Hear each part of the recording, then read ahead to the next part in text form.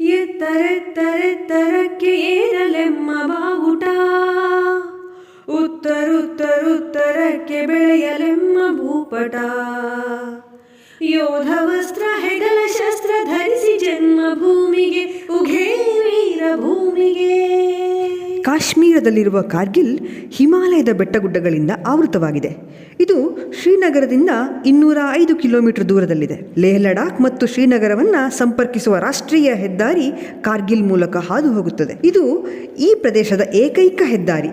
ಅಲ್ಲದೆ ಈ ಹೆದ್ದಾರಿ ವಿಶ್ವದ ಅತ್ಯಂತ ಎತ್ತರ ಭೂಮಿ ಸಿಯಾಚಿನ್ಗೂ ಸಂಪರ್ಕ ಕಲ್ಪಿಸುತ್ತೆ. ಕಾರ್ಗಿಲ್ ಪ್ರದೇಶದಲ್ಲಿ ಭಾರತ ಮತ್ತು ಪಾಕ್ನ LOC ಅಂದರೆ ಲೈನ್ ಆಫ್ ಕಂಟ್ರೋಲ್ ಇದೆ. ಚಳಿಗಾಲದಲ್ಲಿ -°C ಗಡಿ ಕಾಯುವುದು ಸವಾಲಿನ ಕೆಲಸ. ಹಾಗಾಗಿ ಆ ಕಾಲದಲ್ಲಿ ಭಾರತ ಹಾಗೂ ಪಾಕ್ ಸೈನಿಕರು ಇಲ್ಲಿಂದ ಸ್ಥಳಾಂತರಗೊಂಡು ಚಳಿಗಾಲ ಮುಗಿದ ಬಳಿಕ ಪುನಃ ಅಲ್ಲಿಯ ಗಡಿ ಕಾಯುವುದು ಹಿಂದಿನಿಂದ ನಡೆದುಕೊಂಡು ಬಂದಂತಹ ಪದ್ಧತಿ. 1999ರಲ್ಲಿ ಪಾಕ್ ಈ ಸಂದರ್ಭ ಬಳಸಿಕೊಂಡು ಕಾಶ್ಮೀರ ಹೋರಾಟಗಾರರ ಹೆಸರಿನಲ್ಲಿ ತನ್ನ ಸೈನಿಕರನ್ನ ಭಯೋತ್ಪಾದಕರ ಸೋಗಿನಲ್ಲಿ LOC ಭಾಗದಲ್ಲಿ ಅತಿಕ್ರಮಣ ಪ್ರವೇಶ ಮಾಡಿಸಿತು. ಪ್ರಮುಖ ಭೂಭಾಗಗಳನ್ನು ತನ್ನ ವಶಕ್ಕೆ ಪಡೆದುಕೊಂಡಿತು. ಉದ್ದೇಶ ಬಹಳ ಸ್ಪಷ್ಟವಾಗಿತ್ತು. ಪಾಕಿಸ್ತಾನ ಸೈನಿಕರನ್ನ ಜಿಹಾದಿಗಳ ಮುಖವಾಡದಲ್ಲಿ ಮೋಸದಿಂದ LOC ಮೂಲಕ ಭಾರತದೊಳಗೆ ಕಳಿಸಿ ಕಾಶ್ಮೀರ ಮತ್ತು ಲಡಾಖ್ನ ನಡುವಿನ ಸಂಪರ್ಕ ಕಡಿಯುವುದು, ಸಿಯಾಚಿನ್ ಗ್ಲೇಸಿಯರ್ನಿಂದ ಭಾರತೀಯ ಪಡೆಗಳನ್ನು ಹಿಂತೆಗೆದುಕೊಳ್ಳುವಂತೆ ಅನಿವಾರ್ಯತೆ ಸೃಷ್ಟಿ ಮಾಡುವುದು. ಕಾಶ್ಮೀರದ ಕುರಿಗಾಹಿ ಜನರು ಈ ಅತಿಕ್ರಮಣ ಪ್ರವೇಶವನ್ನ ಗಮನಿಸಿ ಭಾರತೀಯ ಸೇನೆಗೆ ತಿಳಿಸುತ್ತಾರೆ. ತಕ್ಷಣವೇ ಕಾರ್ಯಪ್ರವೃತ್ತರಾದ ಭಾರತೀಯ ಸೇನಾಧಿಕಾರಿಗಳು ಸೌರಭ್ ಕಾಲಿಯ ನೇತೃತ್ವದಲ್ಲಿ 5 ಜನ ಸೈನಿಕರು ಅಲ್ಲಿಗೆ ಹೋಗ್ತಾರೆ. ಬಹುಸಂಖ್ಯೆಯಲ್ಲಿ ಜಿಹಾದಿಗಳ ಸೋಗಿನಲ್ಲಿ ಆಕ್ರಮಣದ ಮನಸ್ಥಿತಿಯಲ್ಲಿದ್ದ ಪಾಕಿಸ್ತಾನಿ ಸೈನಿಕರ ಆಕ್ರಮಣಕ್ಕೆ ಸೌರಭ್ ಕಾಲಿಯ ತಂಡ ಮದ್ದುಗುಂಡುಗಳು ಖಾಲಿಯಾಗುವವರೆಗೂ ಸುದೀರ್ಘವಾಗಿ ಕಾದಾಡ್ತಾರೆ. ಕೊನೆಗೆ ಪಾಕಿಸ್ತಾನದ ಸೈನಿಕರಿಂದ ಸೆರೆ ಹಿಡಿಯಲ್ಪಡ್ತಾರೆ.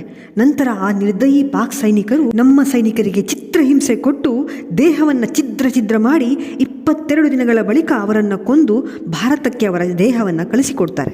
ಇದನ್ನು ಗಂಭೀರವಾಗಿ ತೆಗೆದುಕೊಂಡ ಅಂದಿನ ಪ್ರಧಾನಿ ಶ್ರೀಯುತ ಅಟಲ್ ಬಿಹಾರಿ ವಾಜಪೇಯಿ ಅವರು ತಕ್ಷಣವೇ ಪಾಕಿಸ್ತಾನಕ್ಕೆ ಪ್ರತ್ಯುತ್ತರವಾಗಿ ಭಾರತೀಯ ಸೈನಿಕರಿಗೆ ಸೇನೆಯನ್ನು ಯುದ್ಧಕ್ಕೆ ಸಜ್ಜುಗೊಳಿಸಲು ಆದೇಶ ಕೊಡ್ತಾರೆ. ಶಾಂತಿ ಚಾಹತೆ ಹೈ, ಯೇ ತೋ ದುನಿಯಾ ನೆ ದೇಖಾ. अब दुनिया ये देखेगी कि हम शांति की रक्षा के लिए और अपनी शक्ति का भी प्रदर्शन कर सकते हैं. लड़ाई के परिणाम के बारे में भी मेरे मन में कोई संदेह नहीं है.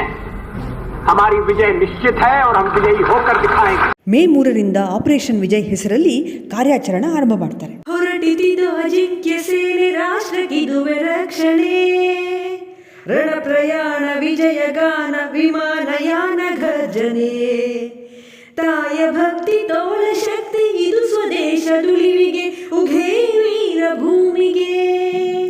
ಭಾರತೀಯ ಸೇನೆ ಶಸ್ತ್ರಸಜ್ಜಿತವಾಗಿ ಮುನ್ನುಗ್ತು. ಎತ್ತರದ ಪ್ರದೇಶಗಳಲ್ಲಿ ಸಾಕಷ್ಟು ಸಮಸ್ಯೆ ಇದ್ದರೂ ಶೆಲ್ ದಾಳಿಯ ಮೂಲಕ ಸೇನೆ ಪಾಕಿಸ್ತಾನಿಯ ಬಂಕರ್ಗಳ ಹತ್ರ ದೃಷ್ಟಿ ಇರಿಸಿತ್ತು. ಬೋಫೋರ್ಸ್ ಪಿರಂಗಿ, ವಾಯುಪಡೆಯ MiG-27, MiG-29 ಯುದ್ಧ ವಿಮಾನಗಳು ಸಾಕಷ್ಟು ಬಲ ತುಂಬಿದ್ದವು. ಜೊತೆಗೆ ನಮ್ಮ ವಾಯುಸೇನೆ ಯುದ್ಧ ವಿಮಾನಗಳಾದ MiG-21, MiG-27 ಮತ್ತು ಮಿರಾಜ್ 2000 ವಿಮಾನಗಳನ್ನು ಬಳಸಿ ಆಪರೇಷನ್ ಸಫೇದ್ ಸಾಗರ್ ಅನ್ನೋ ಹೆಸರಿನಲ್ಲಿ ಕಾರ್ಯಾಚರಣೆ ಆರಂಭ ಮಾಡಿತು. ಈ ಮೂಲಕ IAF ಯೋಧರು ರಾಕೆಟ್ ಮತ್ತು ಕ್ಷಿಪಣಿಗಳನ್ನು ಹಾರಿಸಿ ಪಾಕಿಸ್ತಾನ ಸೈನಿಕರ ಮೇಲೆ ದಾಳಿ ಮಾಡಿದ್ರು. ಯುದ್ಧದ ಸಮಯದಲ್ಲಿ ತೈಲ ಮತ್ತು ಇಂಧನದ ಪೂರೈಕೆ ನಿಲ್ಲಿಸಲು ಪಾಕಿಸ್ತಾನದ ಬಂದರುಗಳನ್ನು ನಿರ್ಬಂಧಿಸಲು ಭಾರತೀಯ ನೌಕಾಪಡೆ ಆಪರೇಷನ್ ತಲ್ವಾರ್ ಅನ್ನೋ ಹೆಸರಿನಲ್ಲಿ ಕಾರ್ಯಾಚರಣೆ ಪ್ರಾರಂಭ ಮಾಡಿತು. ಅಗ್ನಿವರ್ಷ ಶೌರ್ಯ ಸ್ಪರ್ಶ ತೈಲ ಶಕಟ ಸಾವಿರ, ಸಾಲು ಸಾಲು ಬೂಟು ಕಾಲು ನಡೆವ ಸೈನ್ಯ ಸಾಗರ, ಬಾಳಿನೆಲ್ಲ ಉದಿರವೆಲ್ಲ ಕುದಿವ ದೃಶ್ಯ ಸೇಡಿಗೆ ಉಘೇ ವೀರ ಭೂಮಿಗೆ. ಹೀಗೆ ಸಾಹಸಕ್ಕೆ ಬಿದ್ದಂತಹ ನಮ್ಮ ಸೈನಿಕರು ನಮ್ಮ ದೇಶದ 1 ಇಂಚು ಜಾಗವನ್ನು ಪಾಕಿಸ್ತಾನಕ್ಕೆ ಬಿಟ್ಟು ಕೊಡದೆ ತಕ್ಕ ಪಾಠ ಕಲಿಸಿದ್ದರು.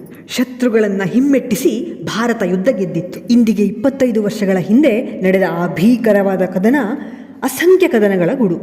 ಜಗತ್ತಿನ ಅತ್ಯಂತ ಎತ್ತರದ ಯುದ್ಧ ವಲಯದ ಸಾಹಸಮಯ ಗೆಲುವು. ನಮ್ಮ ದೇಶದ 527 ಜನ ಸೈನಿಕರು ದೇಶಕ್ಕಾಗಿ ಪ್ರಾಣಾರ್ಪಣೆ ಮಾಡಿದ ಕದನ. ದೇಶಭಕ್ತಿಯ ಪರಾಕಾಷ್ಠೆಯಲ್ಲಿರುವ ನಮ್ಮ ಸೈನಿಕರು ಅಗತ್ಯ ಬಿದ್ದರೆ ಸಿಯಾಚಿನ್ನಂತಹ -50°C ಕೊರೆಯುವ ಚಳಿಯಲ್ಲಿಯೂ ಹೋರಾಡಬಲ್ಲ. ರಾಜಸ್ಥಾನದ ಮರುಭೂಮಿಯ 50°C ತೀಕ್ಷ್ಣವಾದ ಬಿಸಿಲಿನಲ್ಲೂ ಹೋರಾಡಬಲ್ಲ.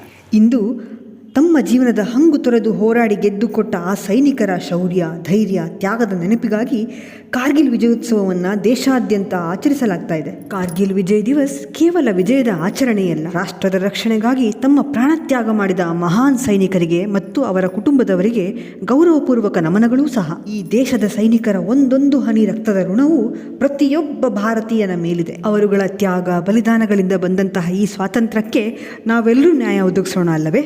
ಜೈ ಭಾರತ್ ಮಾತೆ.